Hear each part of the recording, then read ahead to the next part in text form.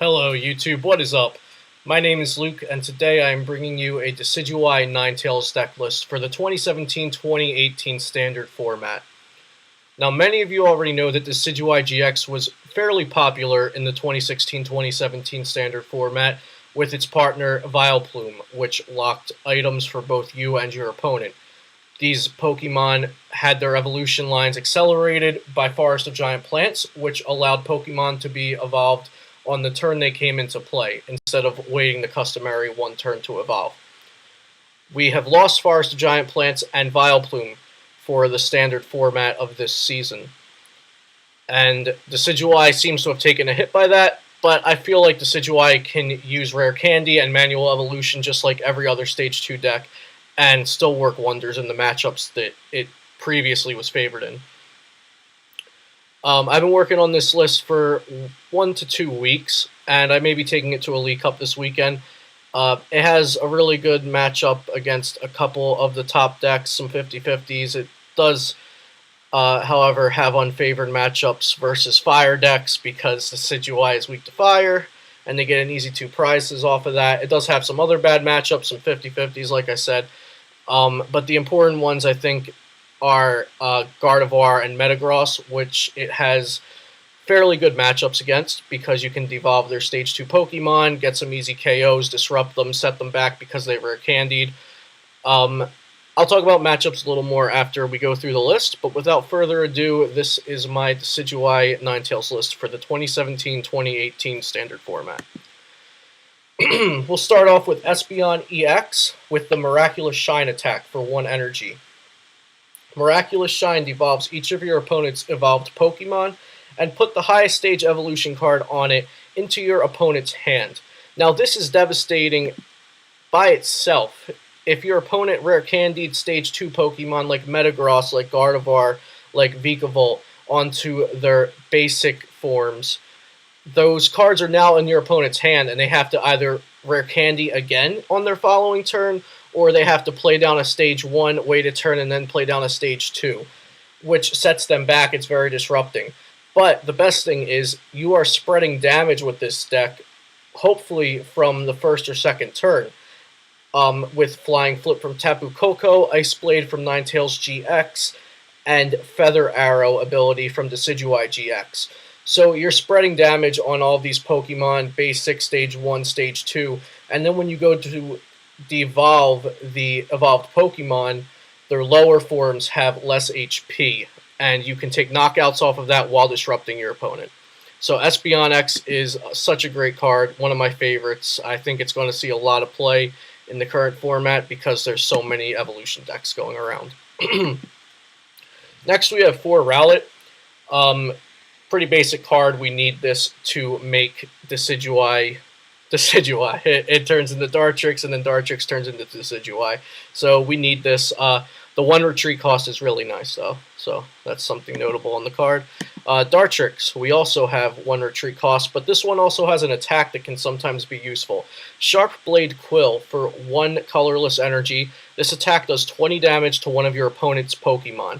So if you're having a slow start, if Dartrix is your only attacker, you don't have an Alolan Vulpix yet, maybe late game, you need an extra 20 damage for that last prize card, Sharp Blade Quill can sometimes be used. I've used it only a handful of times since Decidueye started being played back when it came out, but it has been used, and it's an attack that's good to know you have. This is the big guy himself, Decidueye GX.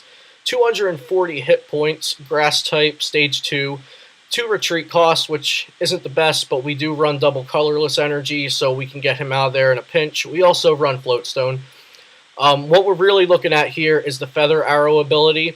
Once during your turn, you may put 2 damage counters on one of your opponent's Pokemon. This is just so good. You spread the damage, get some knockouts on small Pokemon, or set up knockouts for later in the game with devolving larger Pokemon with Espeon's Miraculous Shine. Feather Arrow is just one of the best abilities in the game, in my opinion. Right now, it might not be showing as strong as it used to, but I definitely think it could come back into the format. We have a solid attack, Razor Leaf, a grass energy, and 2 double colorless energy. for 90 damage. Not bad. When you have multiple Decidueyes doing Feather Arrow, you can really rack up the damage there. And with a Choice Band, you're doing 120 for 3 energy. Not bad when it's also your Pokemon that's spreading the damage, and you have 240 HP. Now, Hollow Hunt GX. Put 3 cards from your discard pile into your hand. Now, this GX attack isn't killing anything, it's not doing anything to your opponent, but with Versus Seeker just leaving the standard format, I think Hollow Hunt GX is a great GX attack. You can get any 3 cards from your discard pile and put them into your hand. Even if your opponent ends you next turn, they're still back into your deck. Now, we have little retrieval right now in terms of getting supporters back.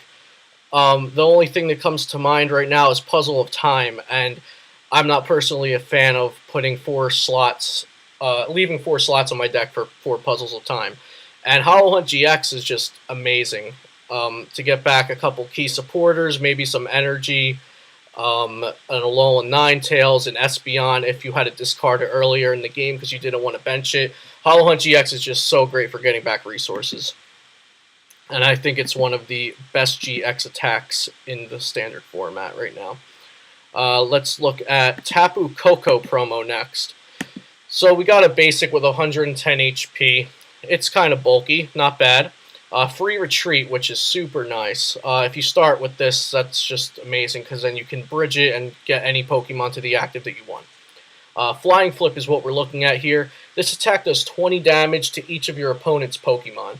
So we can start the spread as early as turn 1 if we go second and can attack on our first turn. With a double colorless energy, we're flying flipping and we're spreading damage everywhere. Just really good if you can get that early spread started, so when you get the Decidueyes down, you're really racking up the damage. Next, we play 3 Alolan Vulpix from Sun and Moon Guardians Rising with the free Beacon attack. There's such a great free attack, probably the best free attack we have right now. So Beacon is search your deck for up to 2 Pokemon, reveal them, and put them into your hand. This is great for setting up. You can search for 2 Decidueye if you have 2 rare candies in your hand. Next turn, boom, boom, there we go. We got our Decidueyes down. Or if you're going for a slow route, Dartrix. If you have a dead hand, search for a Lele and play it next turn. Or if you have a dead hand, you search for a Lele and your opponent ends you, and then you have a new hand. We are less prone to ends after a Beacon now in this new format, just because Versus Seeker is gone, and that means that your opponent can't reuse end turn after turn after turn without drawing into the end. So yeah, Beacon's amazing. And we evolve that into Alolan Ninetales GX. 210 hit points, stage 1, water, so we're hitting fire for weakness with Ice Blade. With a Choice Band, we're hitting the active Pokemon for 80, so if they're a fire Pokemon, we're doing 160, and add a couple of Feather Arrows, and you're knocking out most fire GXs with that. But Ice Blade is really for getting damage onto your opponent's benched Pokemon that we have earlier flying flipped damage onto, or that we're going to later devolve or put Feather Arrow damage on, etc., etc. Alolan Ninetales is just a very versatile GX. In this deck, we probably won't be using its Blizzard Edge attack unless you're in a dire situation, but Ice Path GX is a good backup GX attack if you're not going to use Hollow Hunt GX. If your opponent hits your Ninetales for anything under 210 damage, and you can move all of that, healing your Ninetales GX and putting it onto your opponent's Pokemon, possibly knocking them out, it's a great move. Definitely a very good GX attack. So yeah, Ninetales is amazing in this deck because you can spread the damage with Ice Blade, and it just so happens its basic form, Vulpix, has an amazing setup attack that costs 0 energy. I am trying out teching this one non-GX Alolan Ninetales in the deck. Luminous Barrier prevents all effects of attacks, including damage done to this Pokemon by your opponent's Pokemon GX or Pokemon EX. Now, this is good because it can form as a wall. If your opponent isn't hitting their Guzma, you just leave this out there, and your opponent has a lot of GX and EX on the board, no non-GX or EX to attack into it. You just leave this active, and you go to town with Feather Arrows on your opponent's Pokemon, rack up some damage on them. Eventually, I'm sure they'll knock it out, but Hex Maniac is not in the format anymore, which makes it harder to get around Luminous Barrier. And we also don't have Versus Seeker, so a discarded Guzma isn't always at your opponent's disposal anymore. So this can act as a wall, and you can even attack with it with a Rainbow Energy and a double Colorless Energy for 80 or 110 with a Choice Band. I think it's really nice to have a wall in this deck because you can just leave it out there. If your opponent can't do anything with it, you just keep Feather Arrowing and pass until you take some knockouts. It could be a really nice tactic against some of your lesser matchups.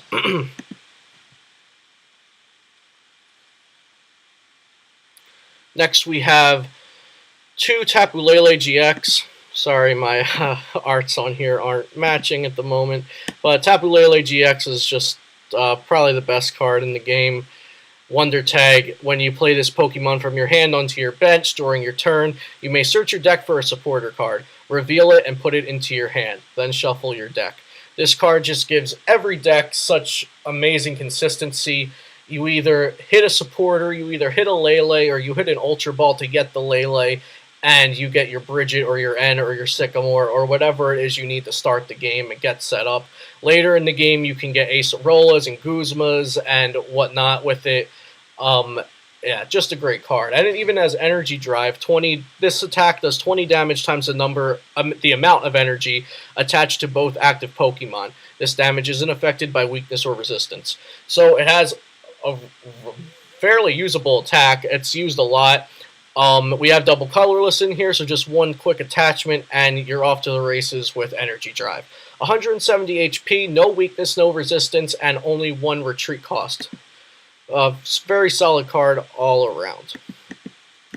Next, we're moving to the trainers. We start off with 2 Field Blower. Since Garbodor decks are still around, we want to have Field Blower to get rid of a Float Stone or any other tool on a Garbotoxin Garbodor that is stopping our Feather Arrow abilities.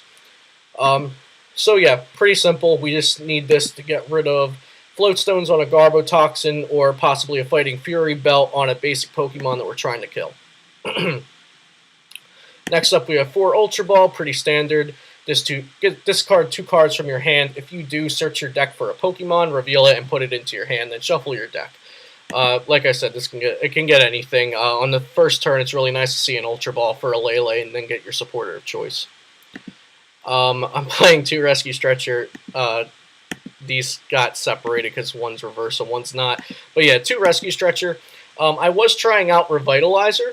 1 Revitalizer and 1 Rescue Stretcher, but the Revitalizer just didn't seem as good anymore because Forest of Giant Plants isn't around, so you can't pick up 2 grass Pokemon and immediately evolve them. So I think Rescue Stretcher is all around better. We are playing 4 Rare Candy. I'm considering I might go down to 3, but I just like the consistency of having the Rare Candy in my hand whenever I also have a Decidueye in hand and a Rowlet on the bench able to evolve. So 4 Rare Candy for now. 4N just to consistently have that draw support. 2 Bridget, so we have a better chance of starting with it, and just in case one is prized, we can still set up if we have the Lele to search for Bridget, and get our 3 basic Pokemon. 4 Professor Sycamore, again, great draw support. 4, so we get it consistently. Skyla, I've been messing around with Skyla in a lot of my post-rotation decks. I think it's really nice, especially in decks that rely on abilities, because you can Skyla for a Field Blower, get rid of your opponent's tool on their Garbotoxin, and continue using your abilities. It can get a Choice Band in a pinch, or set you up for your supporter for your next turn. Guzma. Guzma is an amazing card. I'm only running 2 in this deck, because Decidueye doesn't always need the Pokemon it's killing to be active. Most of the time it's going to be on the bench or being devolved or something like that.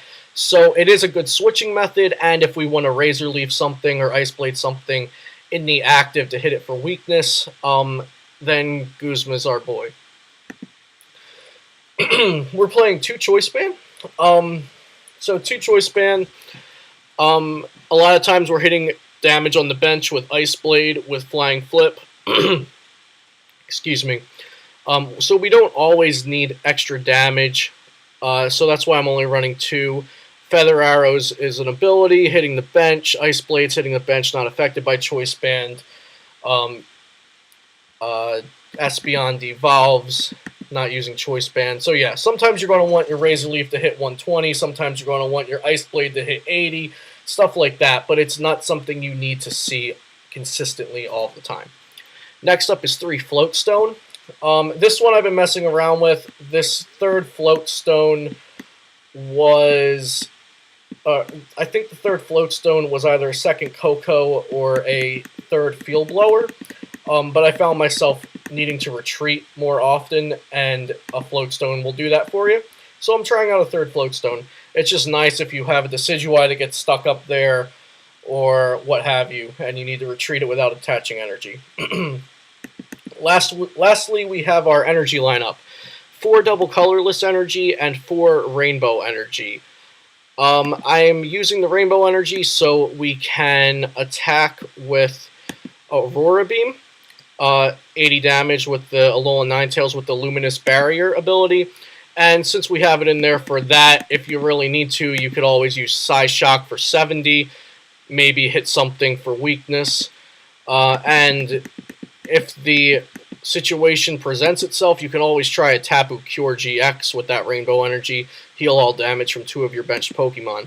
So the Rainbow Energy lets us do a couple neat things with this deck. And then the 4 double colorless energy, since we can use Flying Flip, Ice Blade, Razor Leaf with an additional energy, Energy Drive. Yeah, so double colorless is just a necessity for this deck. So that is my Decidueye Ninetales deck list for the 2017-2018 standard format. A couple of matchups that I feel are important for this deck are Gardevoir. Let's start with that. Gardevoir is a Stage 2 Pokemon. It's arguably the best deck in format right now. It's very, very strong. It doesn't have too many bad matchups. Decidueye can really run through a Gardevoir deck by spreading damage and then Miraculous Shining the Gardevoirs and the Octilleries up to the opponent's hand and killing the Ralts and Remoraid's. Pretty much any Stage 2 deck can suffer from this, but Gardevoir, yeah, in testing, Decidueye has a very positive matchup versus Gardevoir. I'd say it's around 60-40, so it's not an auto-win by any means, but it is a very, very tough match for the Gardevoir player.